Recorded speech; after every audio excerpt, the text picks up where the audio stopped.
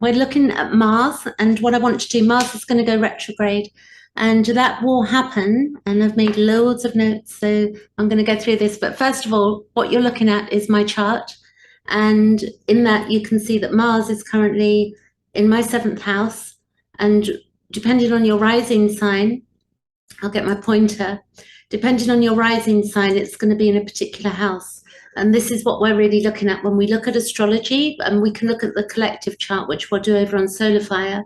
But when we're looking at our own chart, we want to understand what area that's playing out in for us. So when you see this, this is astro.com. You can also go to astro / actually it's not, it's astro-seek.com. And it's easy to, then you can get a bit more definition going on, because if you're a beginner, this may be difficult to read a chart like this or to understand exactly how it's playing out. So if we take right now, the moon is in the sign of Libra right now. We've also got the sun is just entered the sign of Scorpio, you can see here, and it's conjunct Venus. We do have a lunar eclipse coming up and a solar eclipse. The solar eclipse is first on the 25th of this month, and I'm going to do a video for that specifically on the eclipses, because they go back. It's part of our story going forward as well. And then we look back, it's called the Saros cycle, so that's a whole different video. So a new moon is a solar eclipse, and a full moon is a lunar eclipse. And we've also got, look, coming back to this Mars, this is on the 31st of October 2022. And what will happen for me is that Mars will go a bit more forward. It's going to remain in my 7th house, and it will go back quite slowly. It takes them a couple of days, a degree to go forward. So the same going backwards. It's been there for some time now. We'll look on the Solar Fire when it entered Gemini. I haven't got the date in front of me, but it's been in Gemini for quite a number of weeks. As it goes retrograde, it'll do it again, and it comes out of Gemini around 24th of March 2023, which is a long time. And when we look at the aspects as well, you'll begin to see, because it's going to play out the collective aspects, and then it's also going to play out with our own charts. So you can see, as an example, that Mars, when it goes retrograde and it'll hit my moon, it's going to naturally be conjunct my moon at that point, and then it will also be squared to my Pluto and the Uranus, and also to my MC. And then it will also, because that moon is squared to my Chiron, you can see there. And then it will be doing other things as well. It will be trining to my Lilith, which is the feminine energy of Lilith, and how she threw off patriarchal rules. So it's Mars, that energy is very powerful. And retrograde, it's all going to go inward, because when we look, if we look at Mars, where is Aries in my chart? Aries, the ruler, is down here, and my Venus is there.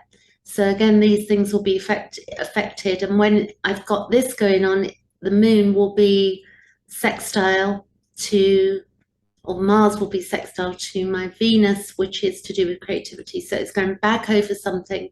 So it plays out individually for us, and then collectively as well.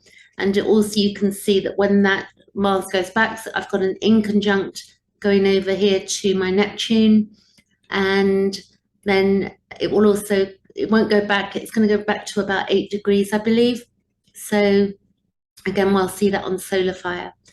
So if you do also look at your own chart, make sure that you've got the right birth time, because if you don't, then you're not going to know the houses that the planets fall in. You can see I'm 27 degrees Scorpio.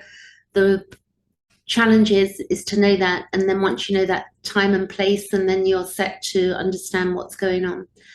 So going over now to a new share, and we're going to go over to the emanated page, and here I'm going to show you what's come out of that. I'm going to go stop spotlight, that's it there. So if you see here, we have, I've made a little line there, but never mind. That's my pointer, eraser, go there, brilliant, done it. So when we look at this, Mars, and we're going to go forward, we're going forward by days. I'm going to show you with the spotlight. So see this, so this is the 31st of October, actually, so I don't need to go forward on this chart. And then we've got Mars here, retrograde. So if I go back to today, and we go 23rd, and we go back to the 23rd, which is today, you can see up here, this is moving. You can see that Mars is currently at 25 degrees. So then we go forward, 1, 2, 3, 4, 5, 6 days, and it stations on the 29th of October. Then it goes 25, and then it's still 25 degrees, and it's 30th of October, 31st, and we have the retrograde. So depending on where you are, because the time, it does look like it's the 31st for most countries, because California is 8 hours behind, New York is 5 hours behind, and then Australia is ahead. So depending on where you are. What we have at this point with the Mars, what it's up to is that it's square to Jupiter. So let me show you. So Mars here is square to Jupiter. You can see it up there, okay? Square. And then Mars is also trine to Saturn. So look at Saturn here, and you can see, I know it's a lot of aspects in there because of all of the planets I'm using, but that Mars is square to Saturn. And then we've got Mars is also square to the Neptune, I've said. And then we've got square Jupiter. So I didn't do that. Mars is square to Jupiter, and Jupiter is up here. Jupiter is also retrograde, and then by then it's back into the sign of Pisces. And I think that goes back to 22 degrees, I do believe. And then it goes forward. But we're looking at Mars at the moment. Then what we have is that this aspect, these aspects, some of them are quite hard. So we've also got Mars in conjunct Pluto. So if you look at Pluto, which is just gone direct a few weeks ago, Mars is in what's called an inconjunct to Pluto. And that inconjunct is something quite difficult that's unseen. And hopefully I'll read a few of these aspects to you. So what I'm going to do is just do a bit of reading to you so you can get some ideas of what's going on. And then as I push the chart forward, what you'll see as we take this chart forward into November, that some of these aspects will come off, but there'll be no aspects to that Mars in December, around middle of December. And then January, there's none. And then as it goes direct again, it will start hitting Mars square Jupiter, Mars trine Saturn, Mars will square Neptune, and Mars all in conjunct Pluto. So we've got a lot going on there. And if I give you like Mars square Saturn, and I'll tell you what that means. So if we're looking at Mars square Saturn, it says where we're impatient and we may encounter obstacles and constraints. In traditional methods, it's where superiors and conservative ways of thinking may frustrate us. And it's where we could try to concentrate on long-term positive effects of our work and not what is going on in the moment. Because it looks like with the monetary situation and war, Mars energy and other things, you know, we may feel very threatened. There may be, you know, we've also got the Saturn square to Uranus, where we're trying to break free of limitations, but we've got all of these structures in place up here, and some which are helpful, but some which are going to be probably just, you know, not last. And it's a difficult time with inflation and money and stuff like that.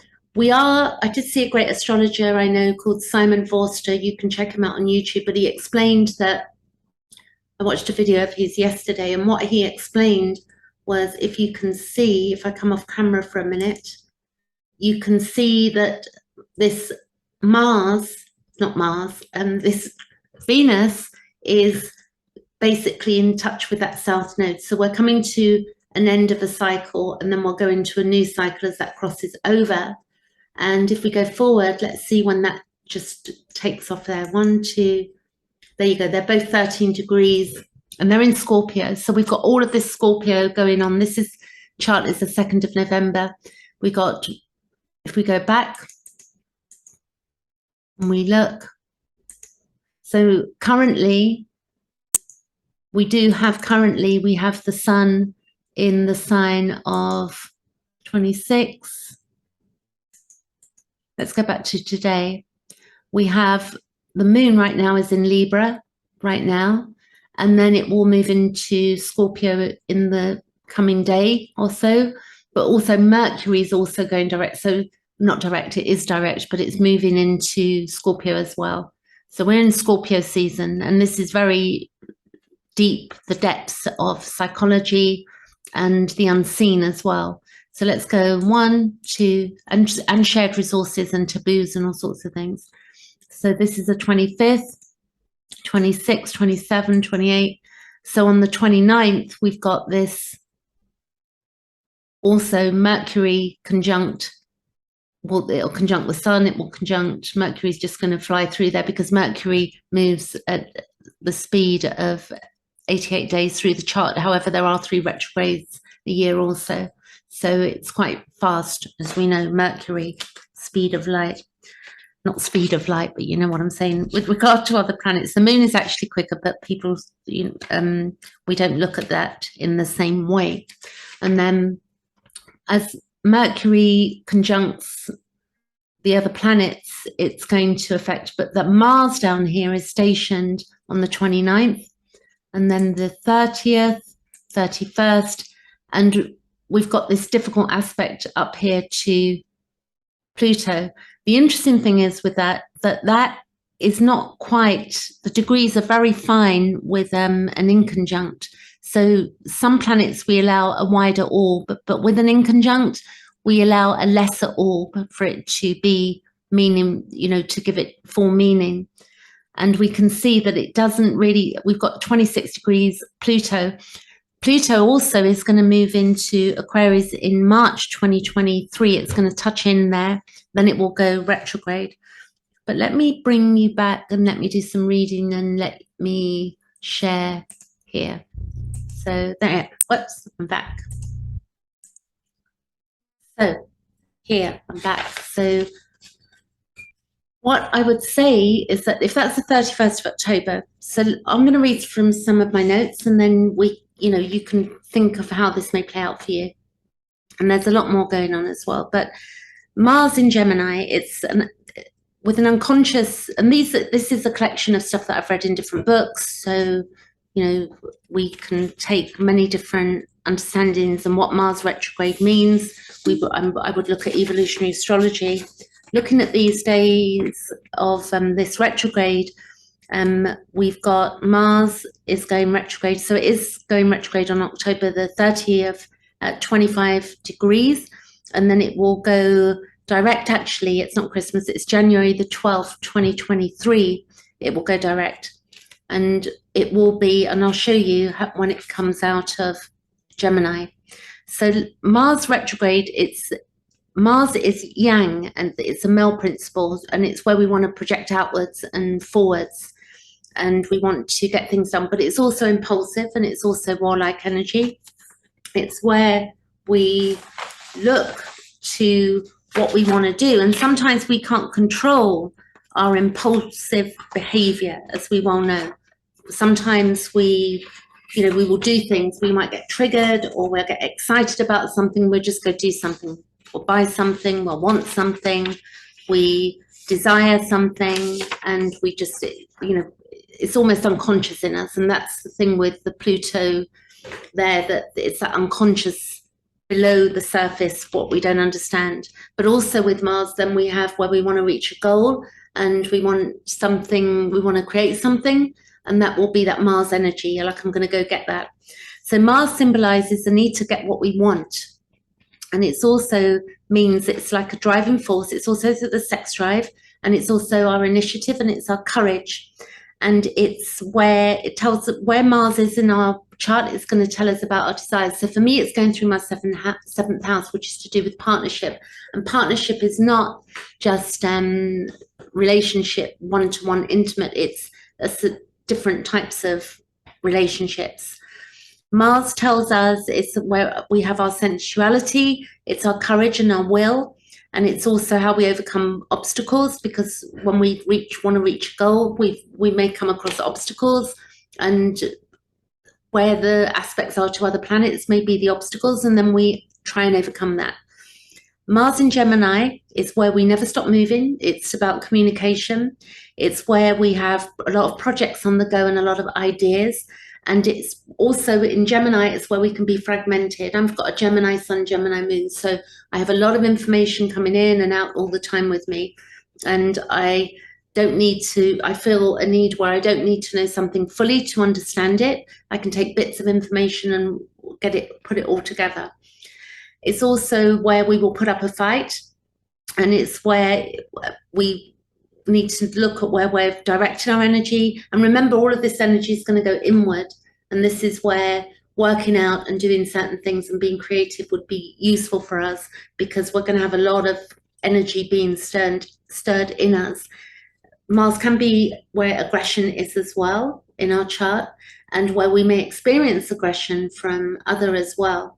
And from the collective, we have the collective aggression. We understand what's going on currently with politics and wars, changes going on in society.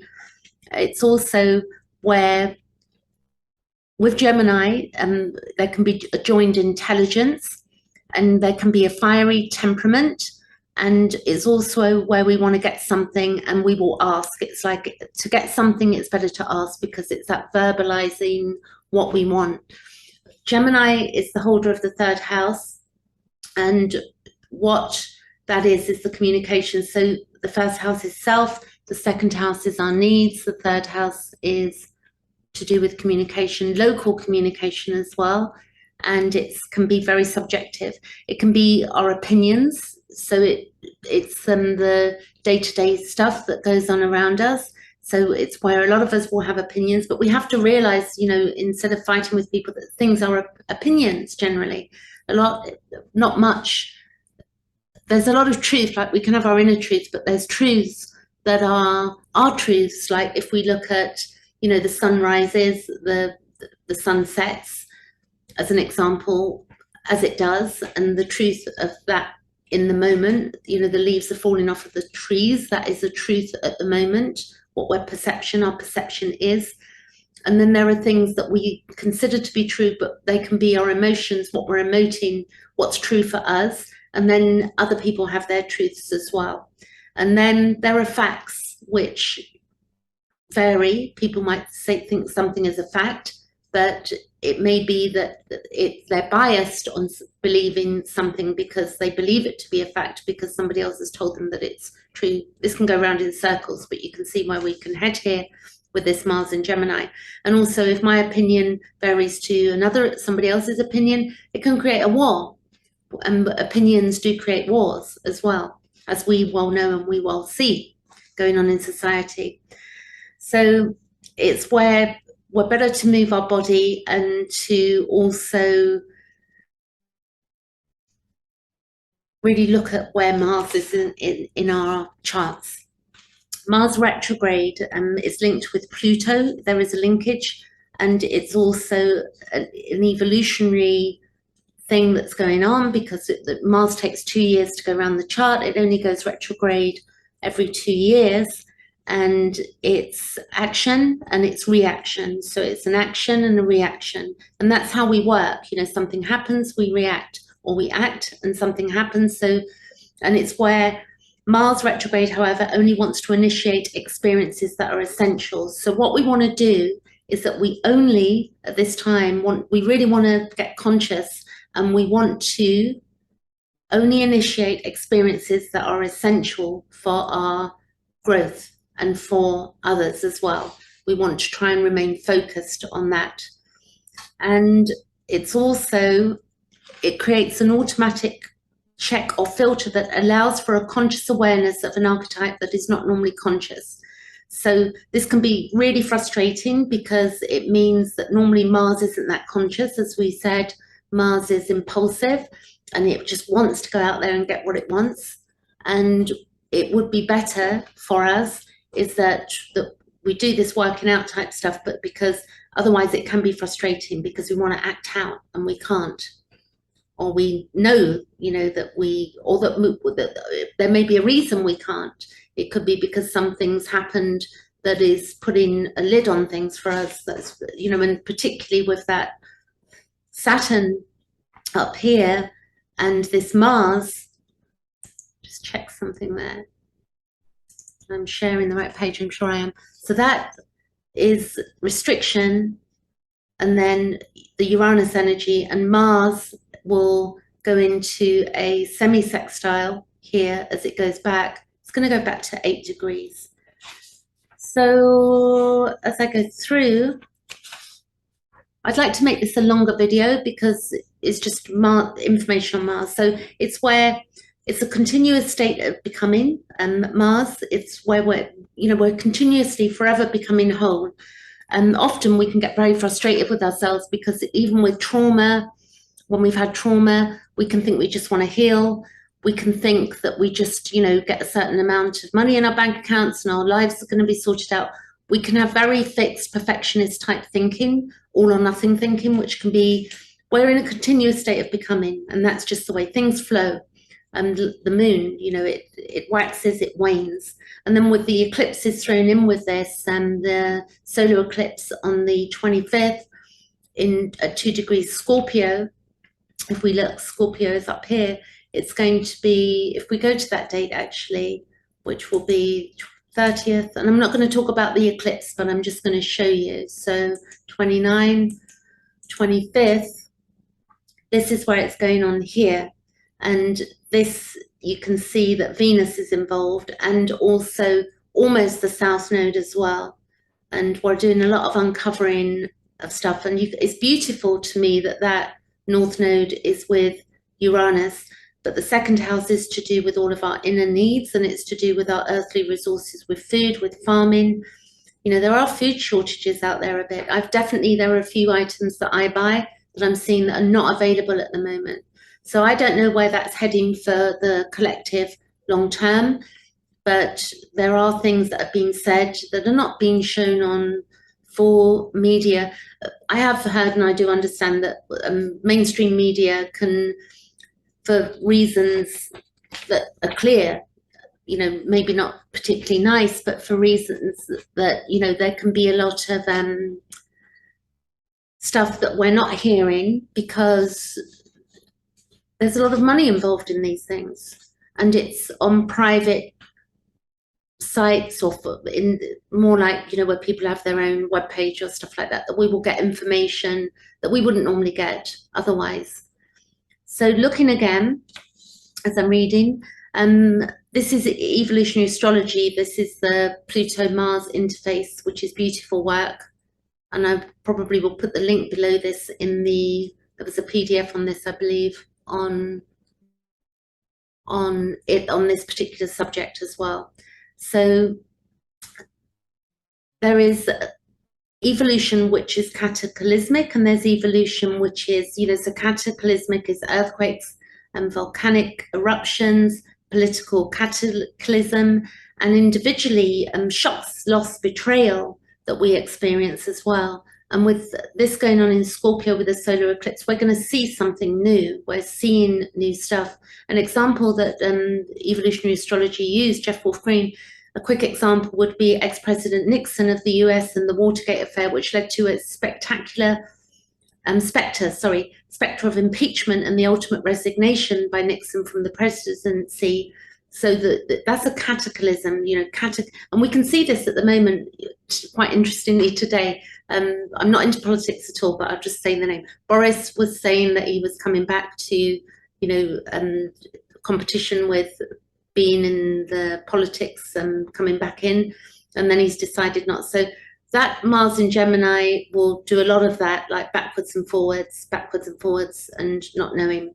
So cataclysmic evolution has two causal factors, and one is the resistance to necessary change. So this is where we can trip ourselves up, and even collectively we can trip ourselves up, and then in our personal lives we can trip ourselves up because we know that a change is necessary, but we don't make that necessary change, in which case Pluto and Mars combined will give us the whatever we need to in order to transform. And the reason that we don't like or we resist necessary change is that we feel that our current situation is threatened. So we feel threatened because what happens is we get used to something. We get used to eating a particular way, earning a particular amount of money, even looking a particular way, aging, you know, all of these things come into it, like that we, you know, as we age, get older, for instance, we may need more exercise, we may need to change our diet. You know, if we resist, then something will something will threaten our security and we will have to change. So in order to be healthier, it may be that, you know, that I know that when I was younger, I used to drink a lot of alcohol, and I had a bit of alcohol addiction for a time because I was drinking on childhood trauma as an example. And then when I stopped that, the emotions started coming up to the surface. Now that was necessary for me to evolve in a way, and it was very uncomfortable releasing that from my life. But I had to do it in order to get to the next level of being. If I resisted that change, then I would have had to have dealt with it maybe through ill health in another way, as an example. Everybody's different, so I'm not judging what anybody does out there. I've certainly had my party times, good times, and I've also been, you know, struggled immensely as well through dissociation and not wanting to look at reality. So we've also got the idea of karma, but I like the way that Jeff Wolf Green looked at this. He did say that it's simply the net results of our prior actions. So whether we have, some people believe in past lives. I personally am 50-50. Some days I'm deeply in there and I get it, and then other days I'm not so sure. But with a Taurus North Node that I have, and at the moment the North Node is in Taurus, this lifetime, if I'm going to go along with that theory, is that I am here to roll up my sleeves and indulge in the earth, you know, the Taurus earthly stuff. I've got Neptune in my 12th house at birth, and that conjunct my South Node. So opposition to my Sun, my Mercury and Mars. So for me, it's taken me quite half my life, if not more, to get into my body. So we're all going to look at the world in a different way. There's no right way, there's no wrong way. We've got to see this with this Mars retrograde, that opinions are that. And with the censoring of people's opinions, we're on dangerous territory. But in many ways, I can see that we've had an overexpansion with the creation of social media and computers, that we've had a situation where, you know, there's been stuff out there that, how do we know what is real? Because I have seen videos where, for instance, you can, you know, they superimpose and it looks like you've got a president or somebody saying something and it's not them. You've seen these videos. So how do we know what news is true and what news is not true? We just don't know. And when we see things, we can see, like if we see, people say there's going to be a food shortage as an example, but then if we see that there's less food on the shelves, then we know that that is taking place. But I'm aware of what I'm aware of in my personal surroundings, and that is, again, the Gemini 3rd house. It's what's around us. So I may do one of these live sometime, because then I could speak to people. That might be a nice thing for me, because I feel I need some interaction as well, being that people talking about this and telling me their experiences. So let's see what else I have. The knowledge that we seek by the way of Mars is gained through the reaction of initiated action. So the knowledge that we seek by way of Mars, so we seek knowledge, is gained through reaction to the initiated action. So I will do something and then somebody will react, and then we get more knowledge. We must remember that the planetary archetypes embodies and reflects desires emanating from Pluto. So Mars, in effect, is the planetary archetype that reflects the desires that emanate from Pluto. So this inconjunct that's going on, which is a very difficult angle, it's 150 degrees just, it would have had to have been 26, but it's going to go retrograde, and that will then become full in, again, inconjunct in March, I believe, 2023. But again, we'll look at that. I'll go forward. I just want to see what else I have here. So it's really interesting how the planets do seem to play out. And then as I do see that we're just living this stuff, we're living the Saturn, Uranus energy. We're living this. We're also living this Pluto in Capricorn, which moved there in 2008, when it moved into Capricorn, and it's leaving, and it will be moving into Aquarius, and this will cause a fracturing. Uranian energy, it's a fracturing, and when we look at Saturn, we do have Saturn, Uranus, and Aquarius are all connected. The Uranian energy is the higher mind, it's trauma. But Saturn is Capricorn energy combined, and Saturn is restriction, but not all restriction is bad. Sometimes we have to restrict ourselves from things as well. It's teaching, we're learning, we're going over. So there's gold within these things as well. When we study something, as an example, I'm studying right now until end of July 2023, I'm studying clinical hypnosis, and that started last month. And doing that, I'm delving deeper into the unconscious to understand the mind and how we use our minds in order to create positive, healthy changes.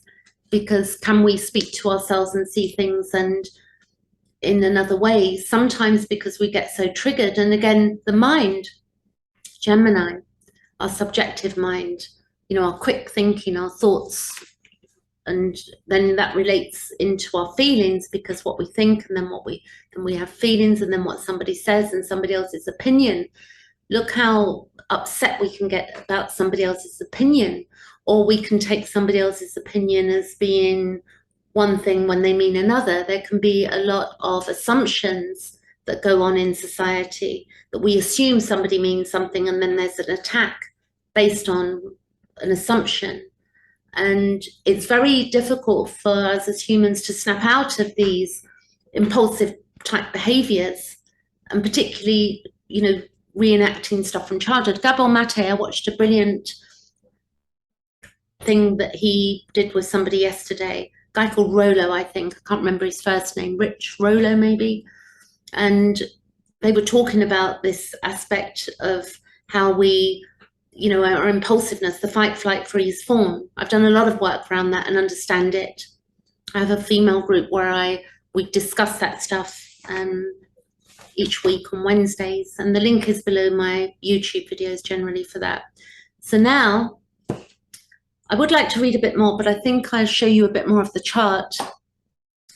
So if we go, we're going to go back and we're going to look where that Mars entered into Gemini, which will be really good. So I'm going to go back days, and I'm going to move really quickly. See up there, 25th of October. So let's just go back. You can see as I go with it, give myself a break from talking for a moment.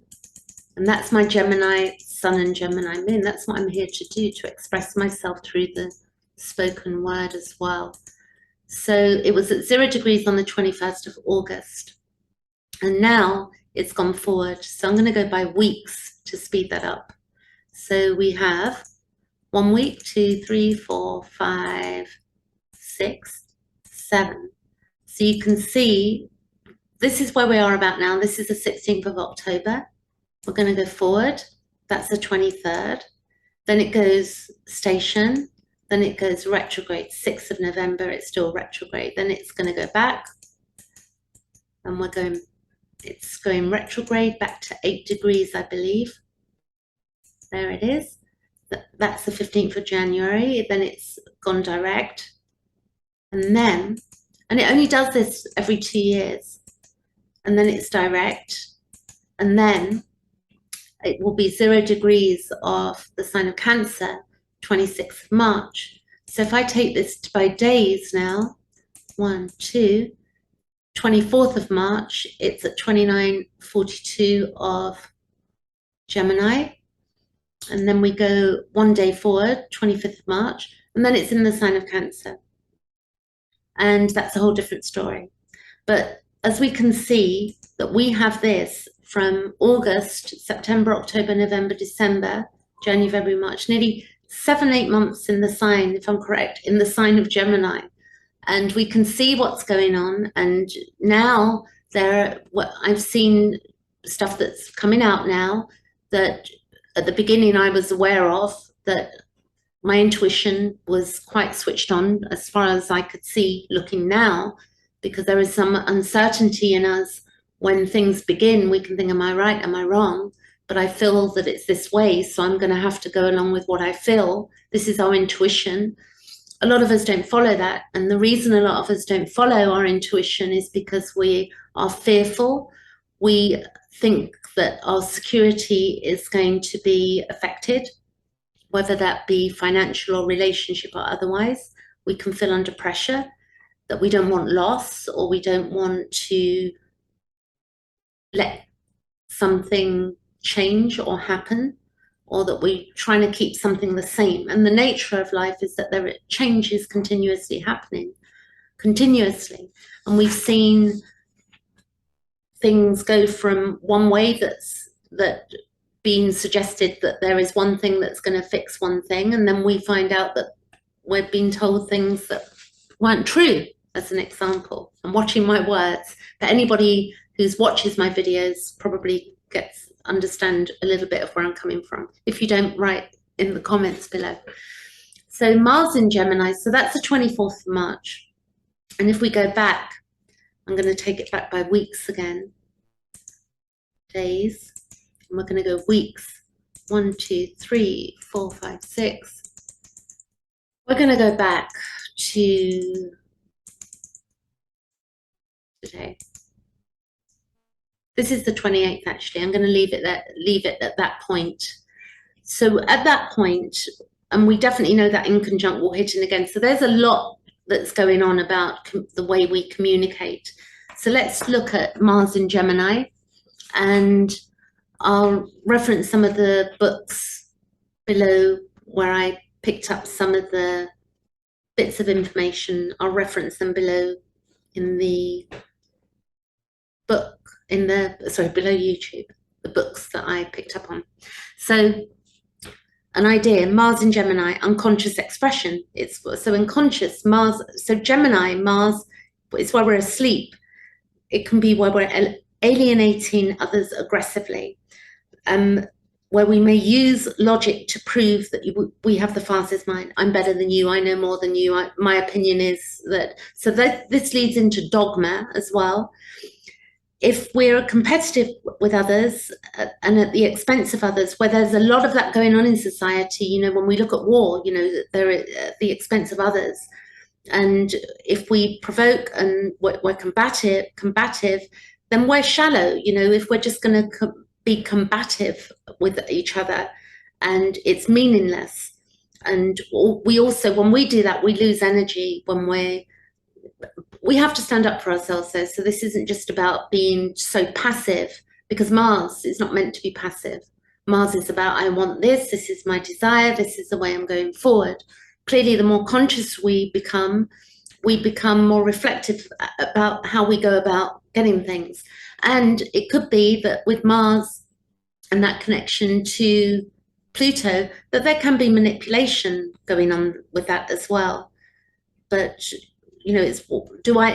something I understand about my human design is that I'll tell you, which could be useful, not quite related, but not self-questions in human design. And some of you out there may know human design and have this, but do I think I have something to prove? Because this is very heartfelt stuff. It's like, in our hearts, we want to be right. We want what we want. And do I feel I have something to prove? Sometimes we don't need to prove anything to anybody about anything. I'm learning that as well. But there are other times when we know what's right and what is wrong, and we have to take a stand for that. We can't be so passive that we just, don't do anything. So in a conscious expression, we would direct our mental energies, and we would also accept that there's a bigger outlook. It's not just us, not just our view. Other people have different opinions. Like some people eat meat, some people don't eat meat. Whether it's right or wrong is irrelevant. Some people need it. If you're living as an Eskimo in the North Pole, if that's where they live, I should know better, but I'm just checking with myself there. But if, as an example, you would need a fur coat, or you can say, well, they could wear thermals if you're against fur. People have traditions, people have ways of living, they have religious beliefs, spiritual beliefs, they have other beliefs. We are all different.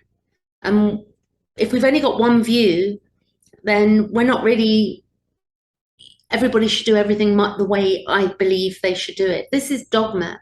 Everybody should believe in the same God. I hate the word should, actually. I detest it. In my ladies group that I do each week, that's not a word we use. We don't should each other. And an astrologer taught me that years ago. She said a should is like a whip on our back. If we want to get something done and we're shoulding ourselves, be careful the way I say it, we should be shoulding, like if we're saying I should, do my dishes, like, we could have a different conversation. I don't really want to do my dishes, but if I get them done, then I'll have some free time and the place will be cleaner. There's a different way. Instead of shaming ourselves and making ourselves feel really bad about things. Simple example. So a conscious expression of Mars in Gemini, it's a sharing experience, together, Gemini, together with others, a sharing experience, and responsible communication rather than irresponsible communication. This is what we're looking for. If we look at this as well, but this is more third house stuff, we've got where we can energize ourselves and, gather social gatherings. It's also where we can be reading and learning and exchanging information that recharges our batteries. So we could do some studying during this time with this Mars going on as well. What do we need to go over? What could we study that would help us as well, and to make, our lives better? Mars in the third house is also its opinions, its knowledge, and its points of views. And it's where we can affirm our own power and our existence. So that's okay. We don't want to be all one way where we're being passive and not moving ahead. We do not need to be afraid of being direct. A lot of us are very afraid of being direct. And sometimes people are direct because they're afraid when they are direct.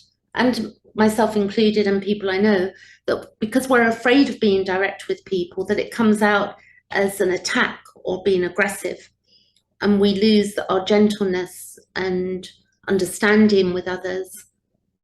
Some people, I guess, and then we've got the other aspect where some people are just not conscious enough to even comprehend another way of thinking, which can cause war, because people don't want to even think beyond, I'm right and that's it. So it's where we can also have, with the Mars in Gemini, if you have this natally, a strong vocabulary. It's sharp verbal, and it's also to do with weapons, stockpiling. But words can be weapons, and words have wings as well. So whatever somebody else says, it gets passed on. This is the nature of communication. Somebody says something, and then, suggested, if you're angry with somebody and you want to get it out and you're not sure how to approach them, write a letter. Write an email and don't send it, as an example. Write out what you're thinking and get it out of your system. So there can be conflicts with this. With siblings, I take as being the collective, because I believe that, to a degree, that we are all connected. I'm not overly spiritualized in the brother sister thing. That doesn't really do it for me, but it may do it for you. But we're all connected. So we're all teachers, and we're all neighbors, and we're all, but we don't want to. It's where we can pass the buck on to others. Oh, it's your fault. Oh, look at that rubbish in the street. I walked past a shop today, and one of the shop attendants had a ball of paper, and they threw it out onto the street. And I thought, why are you doing that? Somebody's got to sweep that up. So this is consciousness, being conscious of what we're doing. So I do like the idea that with the Gemini and Mercury, and we know that Mercury has, wings. If you look at the statue that's Hermes, to do with Mercury, it's where we can do good mental work. But again, all of this is going to be going inwards. So we're going back over something. And then for me, it's to do with my partnerships. And partnerships, as I said, are to do with all types of businesses. And also the 7th house is to do with open enemies. So is the 12th house to do with closed enemies. So then we look at where is that hitting in our chart as well. Let's see what else I have. So definitely up for doing a live on YouTube, because I think it would be just great to have interaction going on. So Mars in the 7th house again, it's a strong drive for partnership. Feisty planet moves through the 7th house of marriage and contracts and treaties. And you need to make sure that you're heading in the right direction when it comes to partnership. So partnership is many things, business partnership as well. If we're not moving heading in the right direction, then it can cause conflict, and we will experience conflict. And this movement there, it can indicate something has changed in one's life, and it can be triggering as well. So Mars in Gemini, it can be where we need to check whether or not we have progressed, where we're progressing with our communications. And changing subject here, that this node on top of this Uranian energy, which has been going on for some time, I really like this. I came across that when Mars and Uranus meet together, when the node meets Uranus, and think that that's going to go back, it's really good. It's going to sextile, and then it will go forward, and when it moves on, it'll semi-sextile, sextile. So it's a semi-sextile, then it's sextile, and then it will square. As Mars moves through, it will square Uranus. It's beautiful how the planets move and how they've been observed through millennia, and how the information. So it doesn't matter what language we speak in the world. If people read astrology and understand astrology, then what's going on is that it's a language, it's symbolism. So you could give this to somebody in a different country that doesn't, and they would be able to read it if they understand astrology and they understand the symbols and such like. And it takes time to learn. And at every chart that I look at, I'm learning something new. It's impossible it's a great way to keep your brain functioning. And also not to be too stuck on outcome or guesswork, but just overall looking at it, the feel of what's going on in our own lives. So the Uranus and the North Node, it's where we're being forced out of our comfort zones, and we're looking at new ways to sustain ourselves. And we're very much having to do that because of the financial obligations to each country. I've been looking at a lot of financial stuff, some great writers out there on the stuff, and YouTube people, and how, I came across something the other day called BRICS. It's not like bricks, bricks that we build houses with, but it's a potential new form of currency, and it's to do with Brazil, Russia, BRI, India, BRIC, China, and South Africa. Those countries coming together, and then looking at the understanding of gold and how that's been pegged to the dollar in the past. I've been learning so much about money and understanding aspects of that. So I think I could go on and on and on about Mars, but you look to where it's falling in your house, and if you want to sit with me and look at your chart and do a reading, then you can book a session with me, and we can look at the bigger picture of your life and where you're heading and alignment to understand, to get conscious, not like yes, no questions or answers, because that is not the way it works. Because what's going on is that as we look at our own chart and then we look at the collective chart, and then if we have a friend or a partner or a work colleague and we're looking at their chart connected with our chart, the dynamics are all entwined, and we can't, we're not somebody else's chart, we're our own chart. We want to be looking at our own lives. In truth, it's inwardly, our journey. So Mars in Gemini never stops moving. These people have many projects and ideas, but their energy is fragmented because the signs are known for not wanting to put up a fight. So because their signs are known for not wanting to put up a fight. That's very interesting, isn't it? Instead, when something does not work out, they redirect their energy onto a new goal. So yeah, because knowing my Gemini, I flip from one thing to the other. So I get things done, but I do it in a way that could be, for somebody else, that could be really difficult. The organization, I'm organized, but I'm organized in a way in my own mind, like the way I'm organizing things. Different sign would be doing things in a different way. I have Mars in Taurus though, natally, so I plot, meaning I achieve things that I think, oh my God, how did I achieve that? But that's my nature, because I will stick at something. But also with Mars in Taurus, I will also do things like, I will hold on to things that are no longer good for me sometimes. And I'm aware of that now. Looking at my chart, I understand. Doesn't mean for the rest of my life and all my life, but I have that awareness. So I have to look at myself sometimes and see, am I avoiding confrontation with truth? That goes into the human design side of it. Am I holding on to something that's not good for me? Definitely I held on to alcohol that was not good for me. I've held on to other things that are not good for me, but also I've done many good things in my life that surpass the other things. So that it's not about perfection, it's about knowing ourselves, know thyself. This is what astrology fundamentally is ultimately all about. So I'm going to leave it there for today.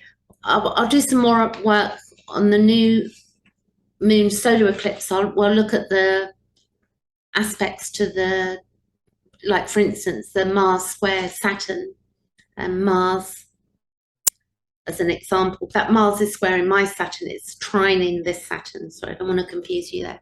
This Mars is trine to Saturn, and it's square to Jupiter, and it's in conjunct to Pluto, and it's also square to, there was one other there, square, and it's trine, and it's square to Neptune. So that square Neptune is a tough cookie, I have to tell you, for many of us.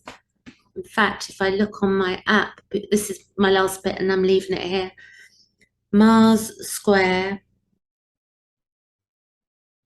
I'm looking at the chart of today, I'm looking on time passages.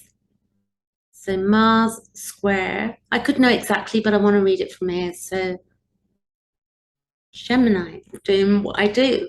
That's what I do. So Mars square Neptune, and I'm going to read that to you and I'm leaving it here. So Mars square Neptune Mars is the planet of energy and drive, whilst Neptune is the planet of inspiration and faith. With Mars square or opposite Neptune square, action combines with idealism. Everyone feels an almost psychic attunement with each other. The potential for illusion and even deception is great. And we can see that out there right now. Wars, food, money, etc. The potential for illusion and even deception is great. Goals may become unclear when this energy is used in a positive way. It has a strong and dynamic beliefs can flourish, and it's within 2.2 degrees at the moment. So you can see that there. Then it will go retrograde, then it will square again. So we got work to do over the coming months, but definitely the energy is going to, you don't want it to implode inside of you. You want to be doing something creative, something that is feeding that energy to keep you balanced. That's the plan. Okay, that's it. I'll catch you later. Thanks for watching.